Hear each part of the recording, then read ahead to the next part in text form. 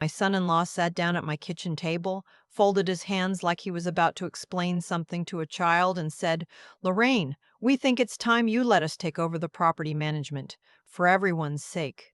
He didn't ask. He informed. I was 68 years old. I had owned that duplex in Oakville for 22 years. I had fixed the furnace myself twice, negotiated leases, kept every receipt in a binder organized by year. I had done all of that while working full-time, raising my daughter, and watching my husband lose a 4-year battle with lung cancer. And now my son-in-law was sitting in the kitchen where I had done all of my grieving and all of my surviving, telling me it was time to hand things over, for everyone's sake. My daughter Sandra sat beside him. She didn't meet my eyes when he said it. She looked at her coffee cup. That told me more than anything he could have said. This is what I know at 68. People reveal themselves not in what they say, but in what they avoid looking at. I set down my tea. The mug had a small chip on the handle that I'd never bothered replacing.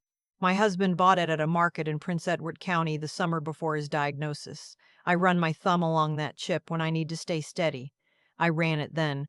"What exactly does that mean?" I asked. My son-in-law, I'll call him my son-in-law because that is what he is, and that is all he has earned from me, leaned forward slightly. He has that particular quality of men who have never been told no clearly enough. "It means we help you manage the rental income, the maintenance calls, the tenants. You wouldn't have to deal with any of it." "I don't mind dealing with it," I said.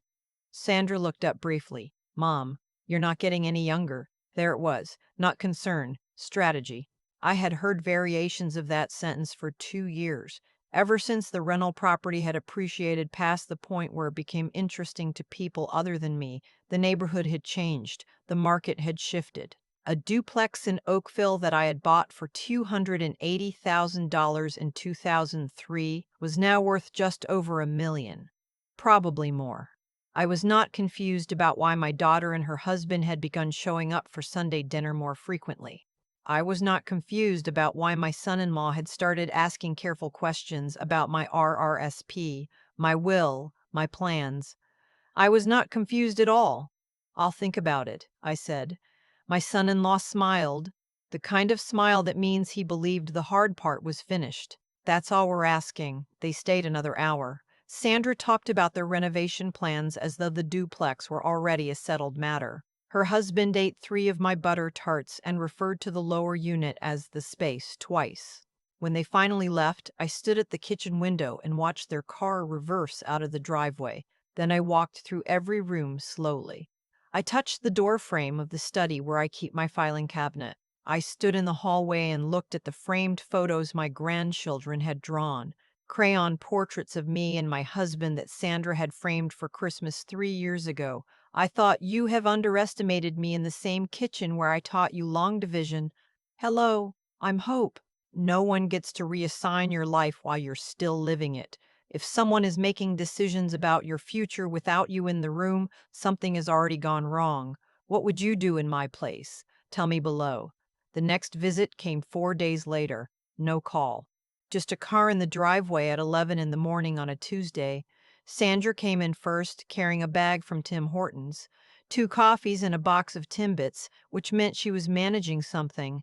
My daughter has always used food as social lubrication. When she was 17 and had dented my car, she came home with a gas station chocolate bar. Her husband came in behind her carrying a folder.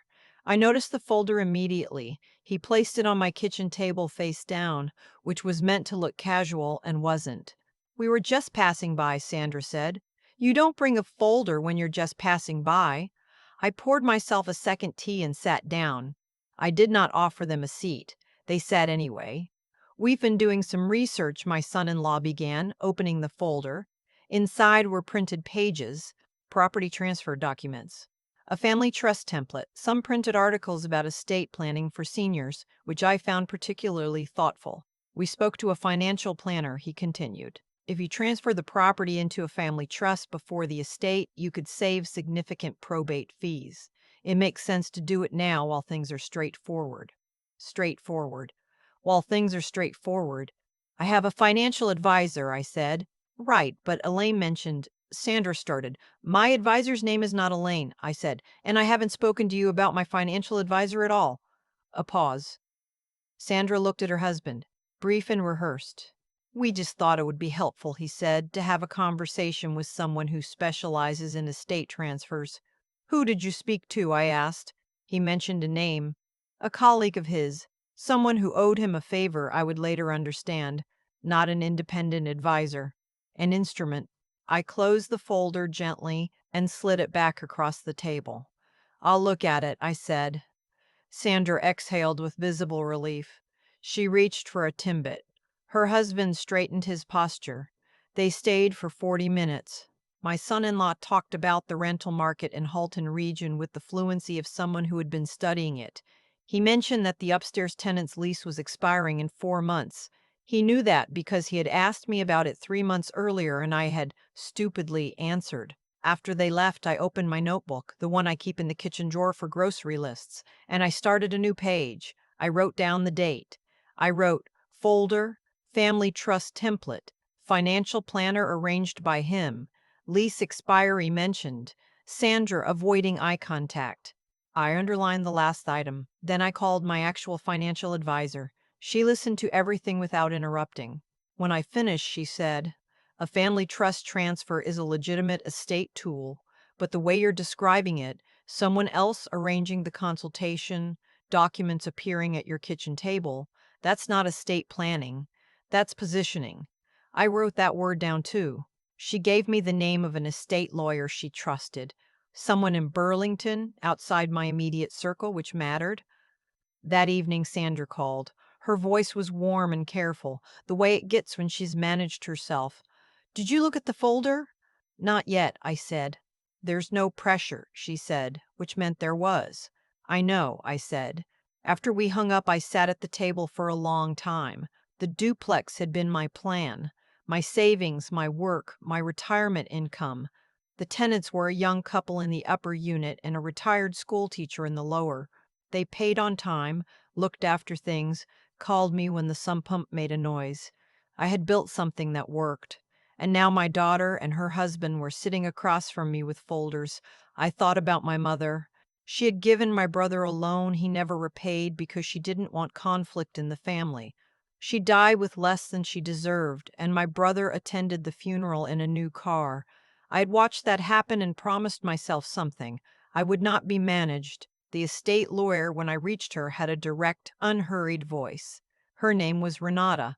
She asked me 2 questions immediately. Had I signed anything and did I feel safe? No, and yes, but not secure.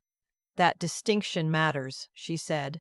We met that Thursday in her office in Burlington. She had a small fern on her desk that needed watering and a degree from Osgood on the wall. She listened to everything, the folder, the financial planner, the lease comment, the you're not getting any younger. When I finished, she said, you're not confused. You're being worked. Yes. She walked me through my options carefully. A proper estate plan with independent counsel, a registered domestic trust with specific provisions, a power of attorney with limited scope that I controlled. And then she said something that moved through me like a shift in weather. You could sell, she said, on your own terms, quietly. Before any legal maneuver is initiated, there's nothing to contest. I sat with that for a moment. Would that look extreme? I asked. She considered it, only to people who expected control. I left her office with a folder of my own and the decision beginning to take shape. I did not tell Sandra. I did not argue. I did exactly what my son-in-law had been doing to me for months. I became agreeable.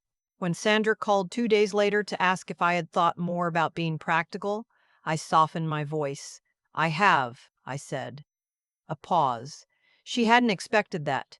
I think I understand what you're trying to do, I continued. Maybe we should sit down and talk about options. She sounded like she had won something. Mom, that's all I ever wanted. Just to have a real conversation. A real conversation. From the woman who had let her husband bring a transfer document to my kitchen table without warning. The following Sunday they came for dinner. My son-in-law brought a bottle of Ontario Pinot Noir, which was unusually generous and therefore alarming. Sandra set the table without being asked, the way she does when she's trying to demonstrate helpfulness. Over dinner, my son-in-law outlined what he called a collaborative property arrangement. I would remain on title, nominally, but they would handle all management decisions, finances, and eventually the sale. He used the word eventually the way people use the word rain, something inevitable, something coming whether you like it or not. I'd want my lawyer to look at anything before I sign, I said. Of course, Sanders said immediately. Too immediately. Independent counsel, I added. My son-in-law's wineglass paused on the way to his mouth, just briefly, naturally. The word of someone recalibrating. I served dessert. I poured tea. I was the picture of a woman coming around. I was also at that exact moment composing a text to Renata in my head. We move faster than planned. How soon? She answered within the hour. Within the week, if needed. Good. The disruptions started quietly, the way winter does in Ontario. You don't notice until you're already cold. On a Thursday morning, I drove to my pharmacy on Lakeshore to pick up my blood pressure medication. The pharmacist frowned at her screen. It shows a change request on this file, she said. From whom? She typed. A family contact. Says the prescription was flagged for review. I kept my voice level. I did not authorize any change. Please note that on my file, no one is to make modifications without my direct instruction. She nodded. She was efficient and kind about it, which I appreciated. I walked to my car and sat for a moment. Prescription flagged for review. Not canceled. Flagged. Preliminary. A test, or a precaution, or a message. I wrote it down when I got home. That Saturday I was supposed to have my neighbor Brenda and two women from my book club over for lunch. I had made a pot of turkey vegetable soup and a loaf of brown bread. At 10 in the morning, Sandra called to say she'd be in the neighborhood and could she stop by. I said no, I had people coming. She arrived anyway, 40 minutes before my guests, with a bag of groceries I hadn't asked for and an expression that suggested I had invited her. When Brenda arrived, Sandra was still there. She stayed through most of the lunch, redirecting conversations, laughing too readily, touching my shoulder periodically in a way that read as concern. Before she left, she mentioned to Brenda, within my clear hearing, that I had been a bit overwhelmed lately. Overwhelmed. I was serving soup I had made from scratch. I was not overwhelmed. After everyone left, I went into my study and opened my notebook. I wrote down, prescription interference, uninvited Sunday arrival, comment to Brenda, overwhelmed. I paused, then added, narrative formation, because that's what it was, a narrative, repeated in small doses to the people around me. If enough people heard that I was overwhelmed, forgetful, not quite managing, the paperwork would follow. The following Tuesday, my son-in-law came by alone for the first time. He let himself in through the side door, which I had left unlocked while I was bringing in groceries. He sat down at my kitchen table without invitation and spread himself into the chair the way men do when they want to take up as much room as possible. I wanted to talk man to man, he said, and then appeared to realize what he had said. I'll account for the translation, I told him. He didn't smile. We need to move on this. The market is strong right now.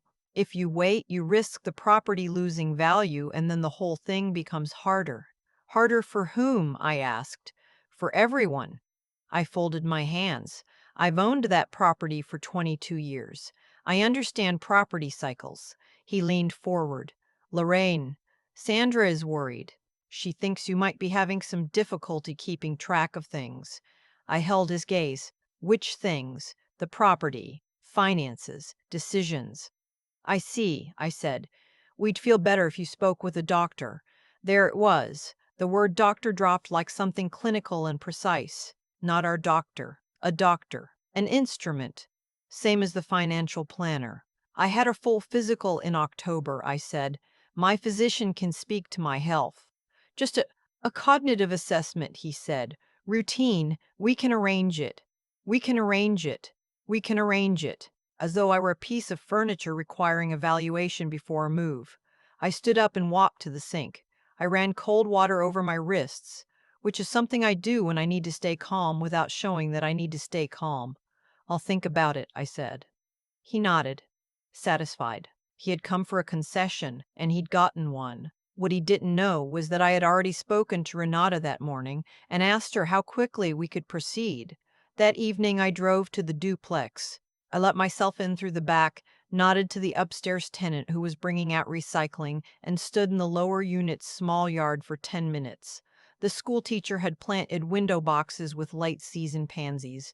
The siding needed repainting on the north wall, something I had already scheduled for spring. I had a file folder with every repair, every tenant communication, every insurance renewal going back to 2003. I was not declining. I was documenting. I called Renata from my car. "We don't have the timeline I thought we did," I told her. "How fast?" she asked. "As fast as you can." She had already contacted a discreet commercial agent who handled private residential sales. No MLS listing, no sign on the lawn, qualified buyers only. We had discussed this at our first meeting as a contingency. It was no longer contingent. Within 3 days, there was a showing. I told Sandra I had a plumber coming. Technically, there had been a slow drain in the upper unit the previous week, so this was not entirely untrue. The agent walked through both units with professional efficiency. The lower tenant's pansies, the hardwood floors, the original crown molding in the upstairs hall. "This will move quickly," she told me. "The Oakville market for income properties like this is very active." "How quickly?" "Make a decision by Friday and I can have an offer by Monday." I made the decision Thursday evening, sitting in my kitchen with my notebook open and my husband's mug in my hands. I thought about the 22 years, the furnace repairs, the leases, the binder. I thought about the morning I signed the original purchase agreement, 4 months pregnant with Sandra, terrified and certain at the same time. I thought about my mother and her quiet diminishment and my brother's new car. I picked up the phone. The offer came Monday morning, firm cash above asking. The buyer was a property management company out of Hamilton looking to expand into Oakville. They didn't know my story. To them, it was an income property with good bones and a reliable rent roll. To me, it was 22 years of my own competence made concrete. I called Renata. "Move forward," I said. That same evening, Sandra stopped by unannounced. She walked into the living room and paused, looking around with the careful attention of someone searching for evidence of disorder. "You seem different," she said. "Do I? Like something's changed." She sat down. "Have you thought more about what we discussed?" "I have," I said. She leaned forward I think you'll have a clearer picture soon," I said. She studied me. "Mom, we're trying to help you." "I know you believe that," I said. The signing happened on a Wednesday morning. The lawyer's boardroom smelled of coffee from the machine in the hallway and the particular stillness of rooms where things are decided. Renata sat beside me. The buyer's representative sat across. She placed each document in order, explained each one, waited for my questions. I had questions. I asked them, then I signed. At 10:48 in the morning, the property was no longer mine. At 10:51, the properties were confirmed and wired to my account. At 10:51, the receipts were confirmed and wired to my account. At 19:53, there was nothing left to contest. Renata drove me back to my car. We didn't speak much. She had understood from our first meeting what this meant beyond the transaction. "And my car," she said simply, "you knew exactly what you were doing." "I've known what I was doing for 22 years," I said. I drove home. I had arranged 3 weeks of overlap with the new owners, enough time to inform the tenants properly, settle final details, close things cleanly. The school teacher cried a little. I told her she had been the best tenant I had ever had, which was true. I helped her find another unit 2 streets over through someone Renata knew. That afternoon, Sandra called. "Mom, are you home? We need to talk. We filed something with the legal aid office today about a protective review," the lawyer said. "Sandra," I said. She stopped. "I sold the duplex this morning." The silence that followed was not confusion. It was impact. "You what?" "The property transferred this morning. Cash transaction. It's done." Her voice rose. "You can't just, Mom. That's not you didn't." "I did," I said. "On my own authority, with independent legal counsel, with full documentation of my capacity and my intent." "You did this without telling us." "Not a question. I did. After everything we—" She stopped herself. "You did this to punish us. I did this to protect myself. I said, those are not the same thing. The call ended shortly after. Not dramatically, just finished. I sat in my kitchen for a long time. The light in the afternoon comes through the west window and hits the countertop at an angle that makes the whole room go gold. My husband loved that light. He used to bring his book to the kitchen at 4 o'clock specifically to sit in it.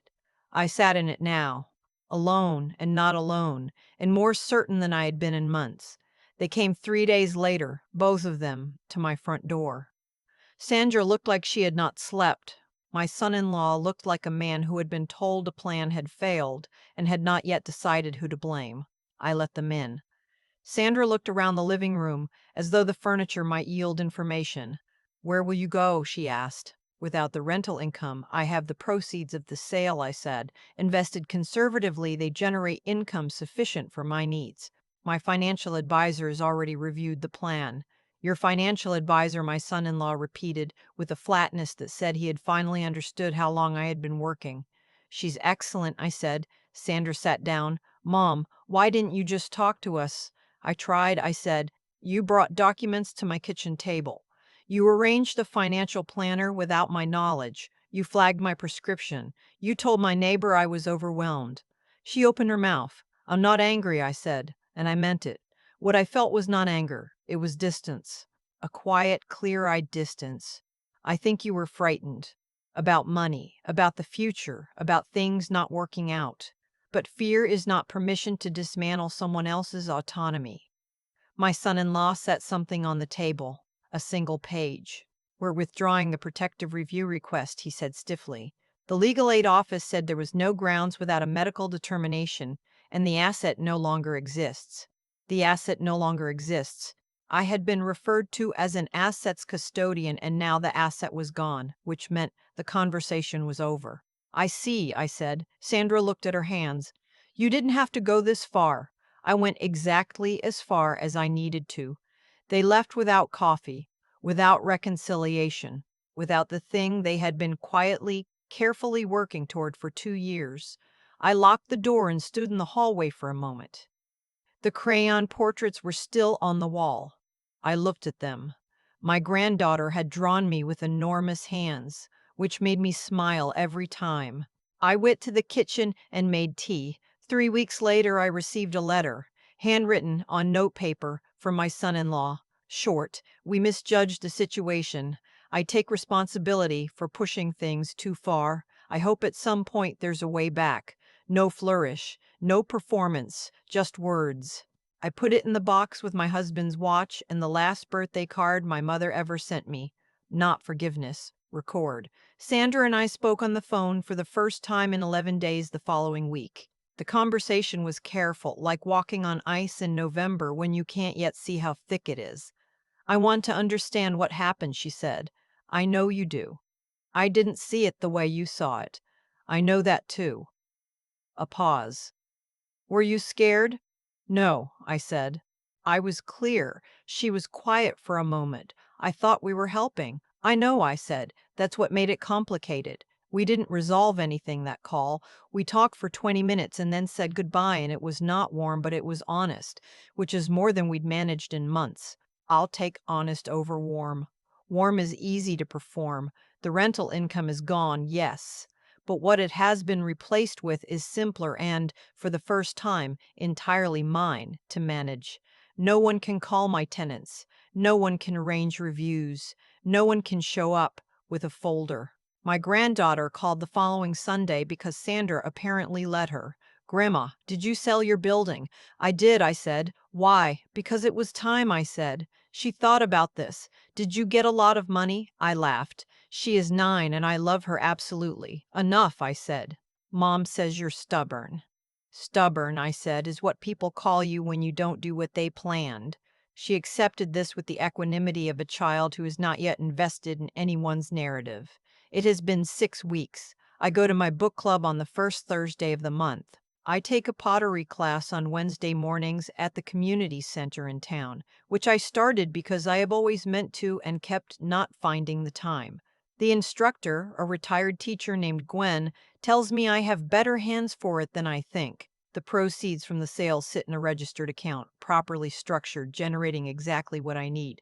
My financial advisor sends me a quarterly summary. I read it, I understand it. I ask questions when I don't. Last week, I went to my granddaughter's school play. She was a talking maple tree in a production about Canadian ecosystems, which is the most Canadian thing I have ever witnessed.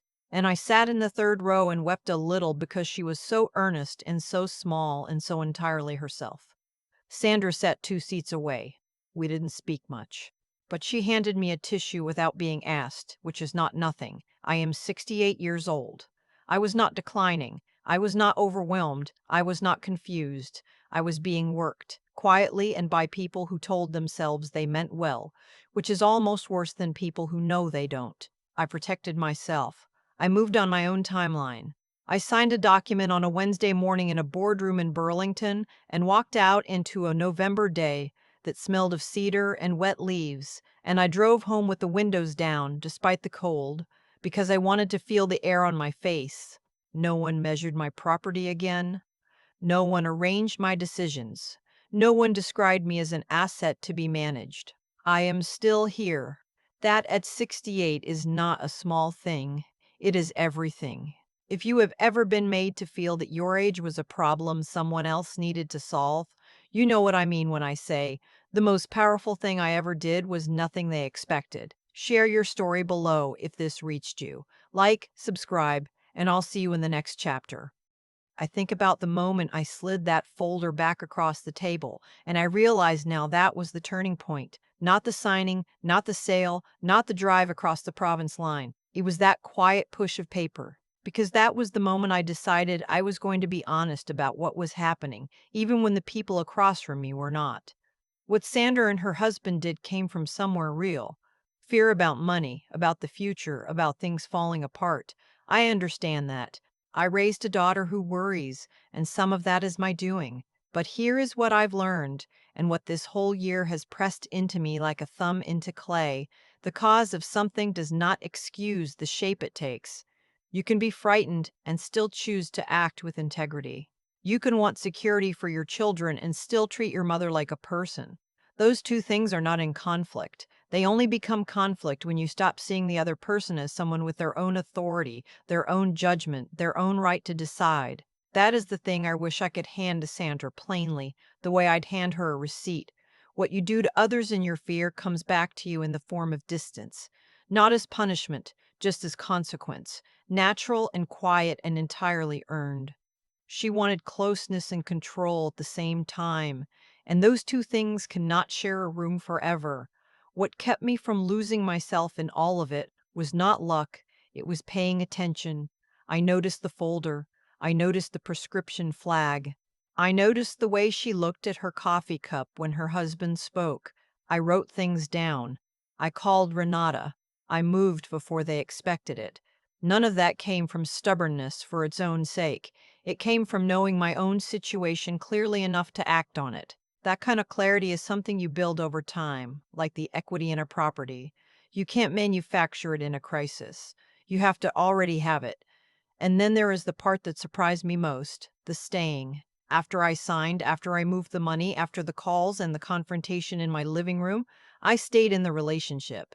Imperfectly, carefully, on terms I set. I sat 2 seats from Sandra at my granddaughter's school play and accepted the tissue she handed me. That was not weakness. That was the harder thing. It is easy to walk away completely. It is harder to remain present without surrendering yourself. I am 68. I have buried a husband, managed a property for 22 years, raised a daughter, and survived the particular loneliness of being seen as a liability by someone who once called you mom. And I am still here, making soup, taking pottery on Wednesday mornings, reading the quarterly summary my advisor sends me. Not faded, not confused, not managed. If you are somewhere in the middle of something like this, if someone is arranging your life around you without asking, I want you to know the most grounded thing you can do is stay honest about what you see. Write it down. Call the right person. Move before they expect it. Not out of spite. Out of the knowledge that your life belongs to you, and you are the only one who gets to sign for it.